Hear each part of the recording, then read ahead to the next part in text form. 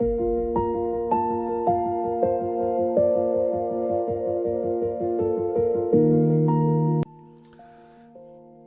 og velkommen til den lille vlog. Jeg hedder Kent, og grunden til at jeg laver den her lille video her, det er fordi at jeg har noget der hedder spondylolistese. Det vil sige at jeg har en fremadskridning af min lændehvirvel, den der hedder L5. Den skrider cirka 25% frem. Det er temmelig meget. Det har jeg lidt af. Jeg har sikkert haft det hele mit voksenliv, men de sidste 2,5 år har jeg lidt enormt meget af det. Jeg har ondt i ryggen. Det er ikke det værste, men jeg har enormt mange nervesmerter nede i benet. Det gør, at jeg kan ikke gå ret langt ad gangen, uden at jeg er nødt til hele tiden at kunne spejde efter, hvor jeg kan sidde ned. Det er ikke særlig sjovt. Det gør hamrende ondt. Der er ikke noget smertestillende, som sådan, der kan hjælpe. Gennem de sidste 2,5 år har jeg gået på smerteklinik. Jeg har prøvet diverse smertestillende lægemidler, der er ikke nogen af dem, der hjælper. Jeg har gået til fysioterapeut, lavet en masse øvelser. Jeg har været ved kiropraktor, blevet strukket ud, og ikke lavet nogen knæk, men blevet strukket ud for akupunktur. Jeg har trænet, jeg har cyklet, jeg har lavet hjemmeøvelser. Ingenting hjælper, desværre. Nu har jeg kæmpet med det i 2,5 år, og jeg må sige, at jeg er nået dertil, at nu kan jeg ikke længere. Hvis ikke jeg gør noget radikalt, så kommer jeg til at resten af mit liv til at foregå på sofaen eller i sengen. Alt mit sociale liv er stoppet. Jeg kan ikke tage til koncert. Jeg kan dårligt tage ud og se en fodboldkamp. Jeg skal være sikker på at kunne sidde nede, for jeg kan ikke stå op. Det er svært for mig at komme ud og handle. Jeg kan ikke gøre rent. Det er en pine at skal lave mad. Jeg kan ikke engang gå med mine børn i skole eller gå en tur. Lige nu er min søde kone taget med ungerne i zoo. Og ja, nu har jeg gået op et par minutter, og nu skal jeg lige sidde ned, for ellers så går det ikke. Min søde kone er til zoo med ungerne. Jeg vil enormt meget gerne med, men jeg kan ikke. Alt sådan noget har jeg sagt ja og nej til gennem 2 år, eller mere end 2 år. Og det har jeg besluttet for, at det skal der laves om på nu. For det er ikke et liv, det er ikke et værdigt liv, at skulle foregå på sofaen. Og jeg har set de serier, der skal ses. Bare for at være helt ærlig. Der er ikke mere at tage fat i. Så jeg har været til nogle undersøgelser, jeg har fået scannet ryggen igen, og det er ikke blevet bedre, det er kun blevet værre de sidste par år. Så i fællesskab med en kirurg har jeg besluttet, at jeg skal have en stivgørende operation af L5 og S1. Med den her lille vlog, der prøver jeg at tage jer med igennem fra nu, her 2,5 uger før jeg skal opereres, og til hvordan det kommer til at gå efterfølgende. Jeg håber selvfølgelig på, at alt bliver godt. Det skal det, for ellers så ved jeg sgu ikke, hvad jeg skulle gøre. Jeg håber på at få mit gamle liv tilbage, hvor jeg var forholdsvis aktiv. Jeg havde i hvert fald ikke nogen begrænsninger, som jeg har nu. Og jeg havde heller ingen smerter, eller jo, jeg har haft ondt i ryggen hele mit voksenliv, men ikke noget, der har hæmmet mig som sådan. Men det gør det nu, og det har det gjort i 2,5 år, men nu skal det have en ende, håber jeg. Arbejdsmæssigt, der har jeg skåret så tæt ind på benen, som det overhovedet er muligt. Jeg holder kun lige fast med det yderste af neglene, og arbejder nogle gange slet ikke, og nogle gange kun nogle få timer om ugen, og det kan ikke blive til mere, som det er nu. Jeg vil gerne, jeg kan ikke. En gang imellem så bider jeg med smerten i mig, og så tager lidt på arbejde, som jeg nu kan, og så går det, som det går. Med de smerter, du følger efter, og når jeg har været på arbejde, så er det med konsekvenser. Jeg ved godt, at hvis jeg tager på arbejde i nogle timer, eller hvis jeg går en tur i zoologisk have, eller hvis jeg tager med ud i storcenter, der handler, så ved jeg godt, at det har en konsekvens, og det er, at jeg ligger på sofaen med store smerter resten af dagen, og dagen efter, og måske flere dage efter.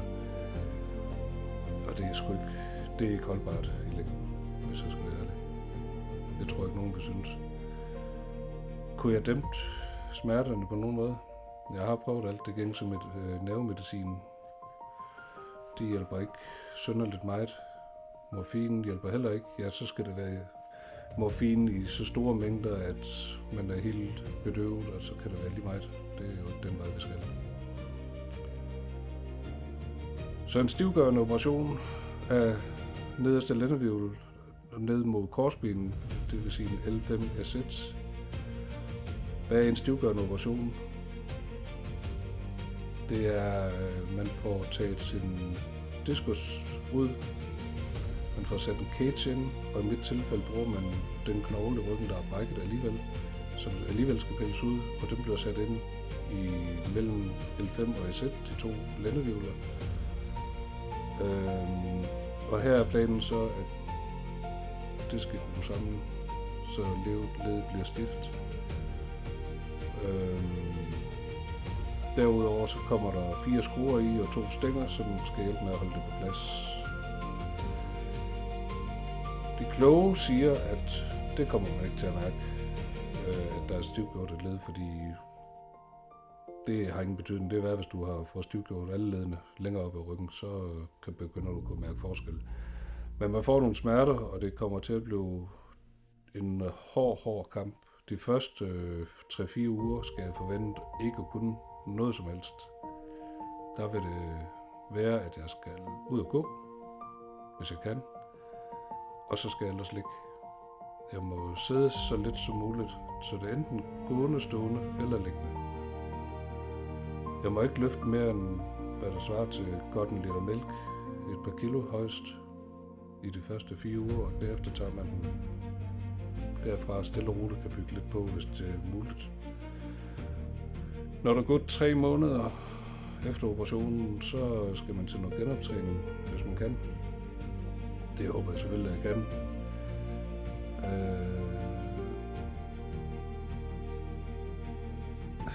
Er jeg bange for operationen? Det har jeg været i 2,5 år, og det er jeg stadigvæk. Men mit alternativ, det er at ligge på sofaen resten af mit liv, og det kan jeg simpelthen ikke byde min familie og mig selv. Så nu må det riste eller være. Jeg glæder mig ikke, fordi jeg er bange for operationen, jeg er bange for de risici, der er. Men jeg glæder mig til gengæld til, at det er overstået, og forhåbentlig er jeg kommet godt ud på den anden side.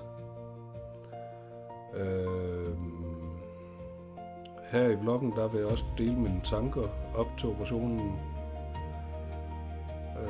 Det kan ske, der kommer et afsnit eller 2 mere, inden at det er for alvor på løs, og så lover jeg at lave nogle videoer, når jeg er blevet opereret, og så må vi se, hvordan det spænder i. Så du kan sagtens følge med. Lige nu der er jeg mest af alt bange for de konsekvenser, der kan være på operationen. Der kan gå hul på rygmarvshinden. Det er ikke så farligt. Man kan beskadige nerverne. Det sker sjældent, men det sker. Ved at beskade nerverne kan man få dropfod. Det har jeg allerede begyndt at dropfod. Ikke slemt, ikke markant, men den er der. Det vil sige, at jeg kan ikke gå på hele længere. Jeg har ikke kraften i min fod, som jeg har haft en gang. Og det er nerven, der er en nerveskade, der er, på grund af mit skred i hvirvlen.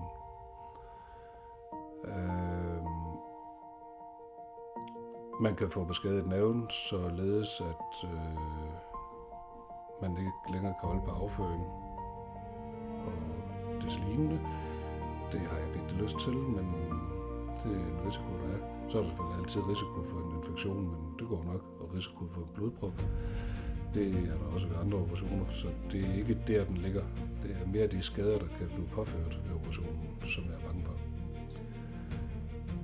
Så har jeg selvfølgelig en frygt for, at den operation ikke gør det bedre. Det er der en risiko for, at det ikke bliver bedre. Der er også en risiko for, at det rent faktisk bliver værre endnu. Men den risiko er jeg nødt til at leve med, fordi som det er nu, så kan jeg ikke længere klare det, jeg skal klare. Og overlade det hele til resten af familien. Det er synd for dem, og det er træls for mig. Det var nok for denne her gang. Nu ved I sådan, hvor det bliver henad.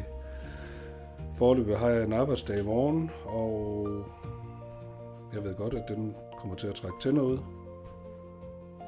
Det har jeg vendt mig til, at det er sådan, det er.